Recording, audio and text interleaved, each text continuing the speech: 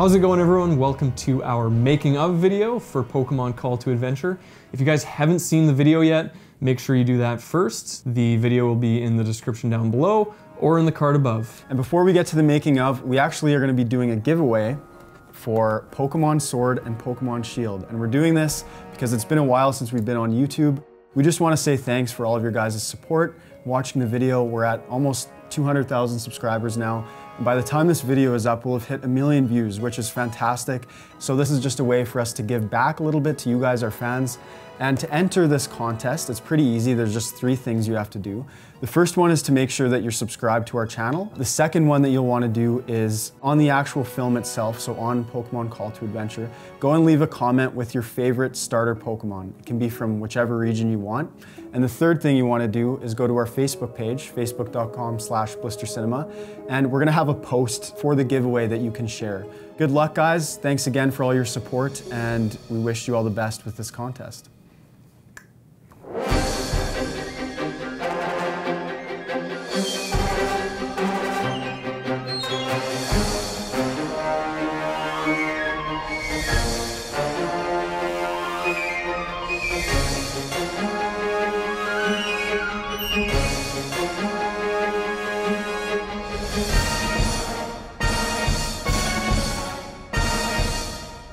Can you help me go down?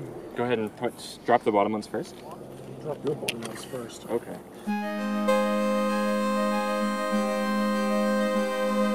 For as long as we could both remember, we've always wanted to do a Pokemon video, and we actually had a more solidified idea for a story such as this for a couple of years now, but we finally decided to put our thoughts on paper and finally write a script this last spring. And that was kind of the first step in getting this thing off the ground.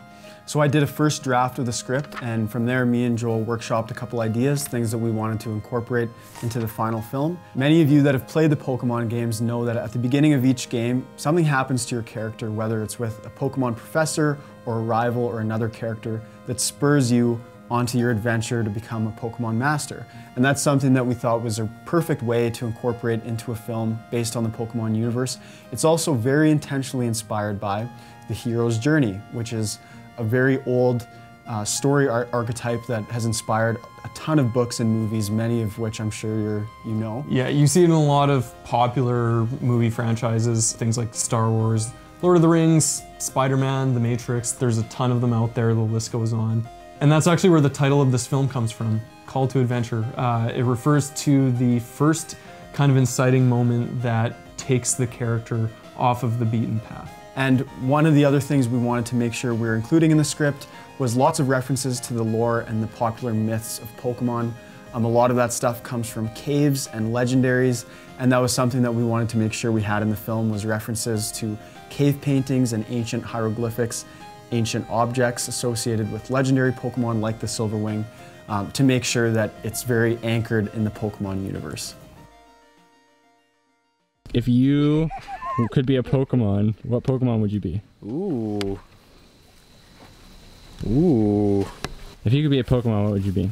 One of the unknowns. Let's see. It's easy for him. Yeah, so we're just shooting some pickup shots for the first scene. We got some badges from the Johto region in this film, so we're just showing them off. Yeah, our Professor Alder character is a veteran.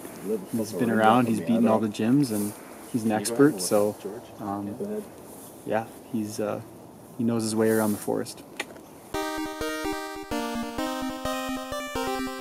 The Pokemon world has a ton of different costume and prop elements, and we knew right from the get-go we needed to have a Pokedex.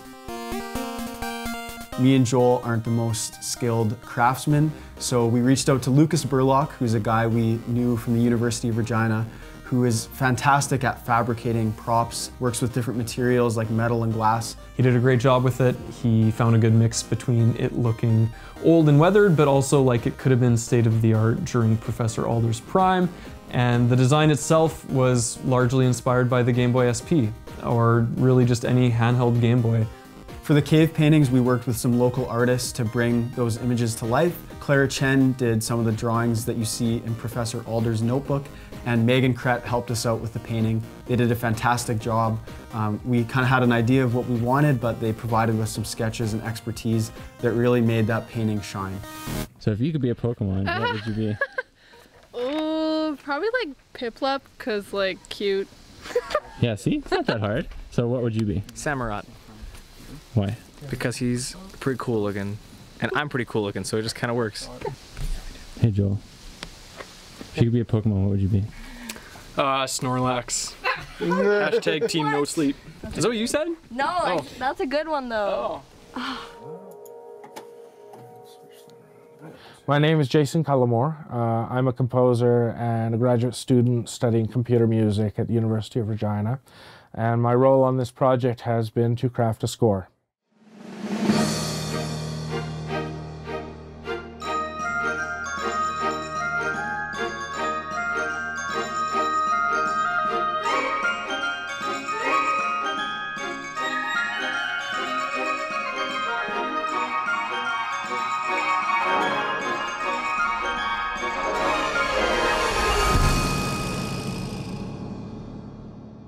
One of the cool things about this film, for a composer's point of view, is that there's not just a narrative arc, but kind of an emotional arc. It starts off very pastoral.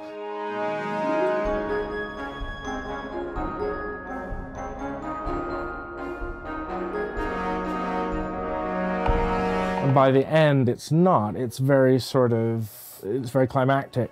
And what happens is quite, stunning.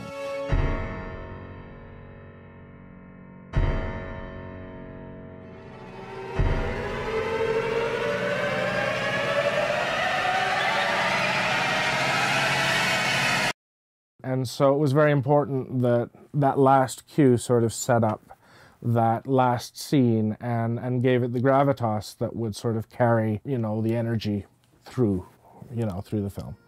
Jason Cullimore is the talented man behind the soundtrack that you guys heard. And the soundtrack that he finished with was spectacular. It really seemed to capture the essence of the excitement and wonder that you feel while playing Pokemon or watching Pokemon. If you're interested, make sure to check out some of Jason's other work. He's got a lot more very cool digital and orchestral music to check out on his SoundCloud, so take a look at that. Larissa, what's for lunch? Not homemade anything by Larissa today, sorry. Oh, but everyone's been talking about your food so positively. It's the highlight of everyone's production so far. Yeah, Luke That's told no me joke. it was garbage, so we're just getting Domino's pizza today, so. Oh. Apparently they don't deliver to Roche Percy, I don't know why. She had to ask her manager. She's like, we don't deliver out there. These caves don't have an address. No address.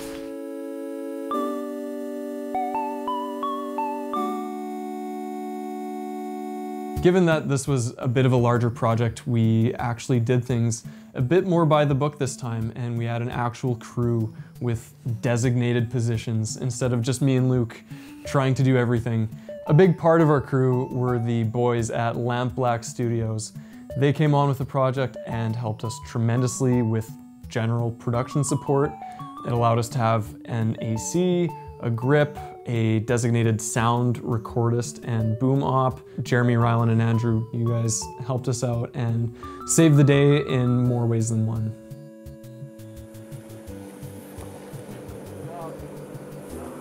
I think you might need more. Well, 4x4 plus toe strap equals unstuck friend. All right, what about the last shoot? Ointment, 2 friends, bug stings. No more bug sting. Abby Clifford, who portrayed Sophia, and George Grassick, who portrayed Professor Alder, did a fantastic job. They needed to strike a balance between cartoony Pokemon as well as something that more nuanced, something more real to life, and they did fantastic. They also brought something unique and original to each of their characters, despite the fact that they're inspired by Pokemon and characters that you see in the games and in the movies. Which Pokemon would you keep as a pet? I just Arceus. I don't remember that at all. What's Arceus? It's kind of like god of all. Yeah, pretty much the Pokemon god. Oh, you just want to be the best and have the best pet. That's kind of the whole thing of Pokemon. Have you not heard the theme song? If you could be a Pokemon, which Pokemon would you be? Ooh, I would have to go with either Slowpoke or Psyduck. Psyduck? Yeah, Totally doing what I can do on set. Andrew, can I borrow that bug spray for a second? Yeah. Oh, thanks, man. No problem. Bugs, I'm telling you.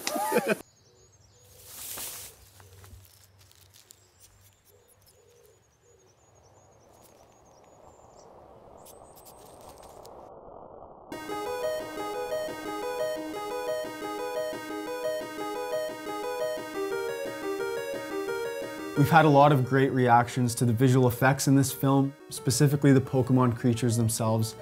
And that wasn't our doing. We worked with an Italian visual effects artist named Giuseppe Morabito of Iran Graphics, who did all of the 3D modeling and animation for us. So that's the Pokemon creatures and the Silverwing, the feather that's seen in the cave. Giuseppe is a big Pokemon fan himself, so it was great to work with him, and he gave us a lot of feedback and knew exactly what we wanted.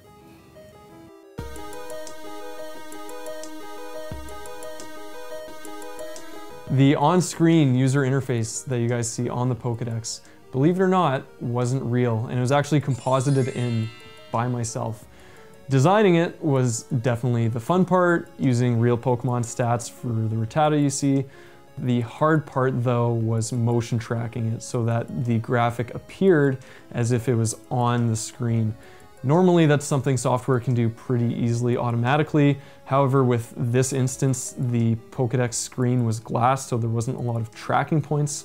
And we were also dealing with a lot of shots where the screen would cut in and out of frame, so I'd have to manually go in every single frame and position these 4 corner points every frame for several shots. It was good. It was a learning experience, to say the least. So what Pokemon would you keep as a pet if you could? Ooh, my personal favorite has always been Ninetales. So. Ninetales? Yeah, a weird one, but I think that'd be a cool one to be. It's gonna be in the bush. Probably Pikachu. Yeah. That one? Yeah. Why would you keep him as a pet? Because I'm an electrician by trade, so would fit in, and I've been zapped a few times, so it probably wouldn't bother me. That's about it, guys. Thanks for watching this making of video. We hope that it was insightful and it helped you guys understand how we made Call to Adventure, which was a total blast for me and Joel to work on. Really cool working on a project that's kind of exploring this thing that was such a big part of our lives and our childhood.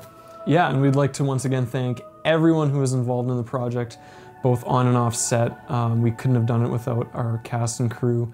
This was our most collaborative project we've ever done, so it was also really fulfilling working creatively with all of these other artists as well.